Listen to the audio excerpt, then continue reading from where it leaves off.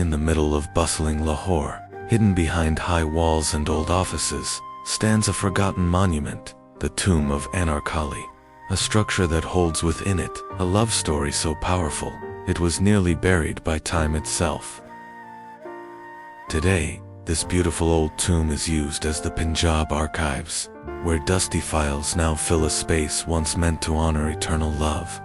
Few who visit know whose memory this silent dome was built to preserve, but over 400 years ago, this place looked very different. It was a royal garden, filled with fragrant flowers and singing birds, and at its heart stood this tomb, built for a woman whose love defied an emperor.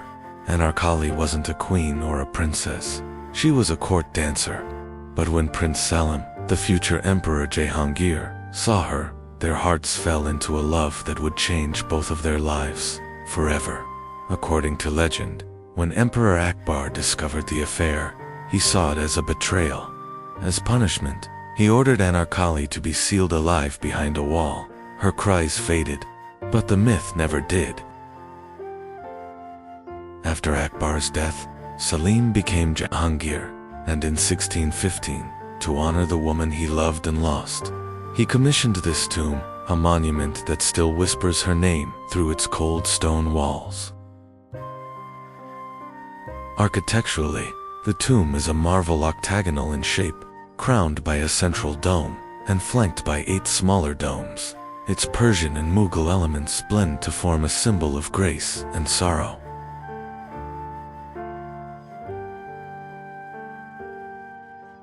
Beneath this great dome lies a white marble cenotaph. On it, the 99 names of Allah are carved in delicate calligraphy, as if invoking divine peace for a soul wronged by fate. One Persian verse stands out, "Ah, could I behold the face of my beloved once more?" Jahangir himself wrote it, a message of longing from a king who mourned not as a ruler, but as a man. The tomb has endured many lives, from a Mughal mausoleum, to a Sikh residence, to a British church, and now, a quiet archive. Its structure changed, but its spirit endured.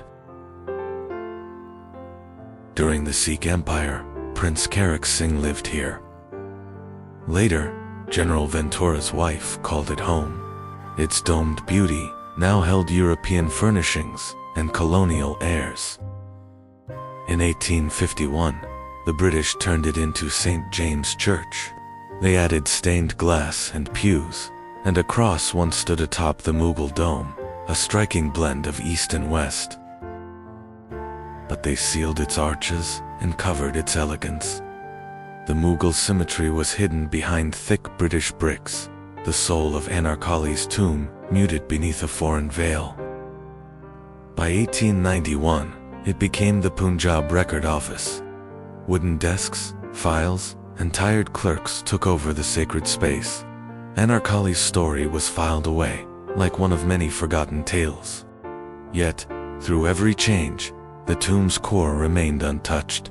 Its stone, its silence, and its sadness all endured, refusing to be forgotten. Local legends say that beneath the cenotaph lies the real body of Anarkali, still bricked behind a wall deep in the underground chamber. The tomb you see is just a memory.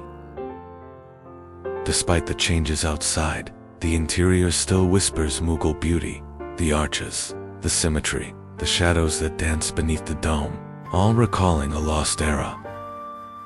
The 8 smaller domes represent balance in Islamic geometry, symbolizing completeness and harmony, encircling the central dome that guards her resting soul. Over the years, conservation has been debated, delayed, and dismissed. The tomb stands, but much of its original decoration, color, and charm has faded with time. We rarely think of monuments as storytellers, but this one speaks. You just have to listen through its stone, its silence, and the scent of jasmine in the air. No records officially confirm her burial here, and yet no one denies it either. The mystery itself has become a part of the tomb's enduring allure. Historians still debate if Anarkali ever existed. Some believe she was a literary invention, a myth shaped by love, loss, and longing. Others argue she was a real woman, perhaps named Nadira Begum, whose story was deliberately erased from history. But the tomb stands, and so does the memory. The tomb once stood in a royal garden, surrounded by trees, fountains, and shaded walkways. A paradise built not for emperors, but for love. Its original form featured ornate plasterwork, Mughal frescoes, and finely crafted lattice windows, all of which have since disappeared or been altered. But thanks to paintings and accounts from travelers, we can still imagine what it once was, a shimmering white dome under the Lahore sun, proud and peaceful. In a world of forgotten ruins, Anarkali's tomb still breathes. It's more than stone and mortar. It's a message from the past, written in whispers. And if you visit, close your eyes and listen. You might hear her story in the rustle of leaves or the echo under the dome.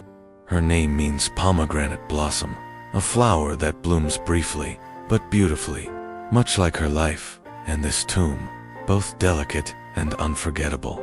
So the next time you pass by Lahore's Secretariat, remember, a love once challenged an empire, and its memory still lives, etched in stone.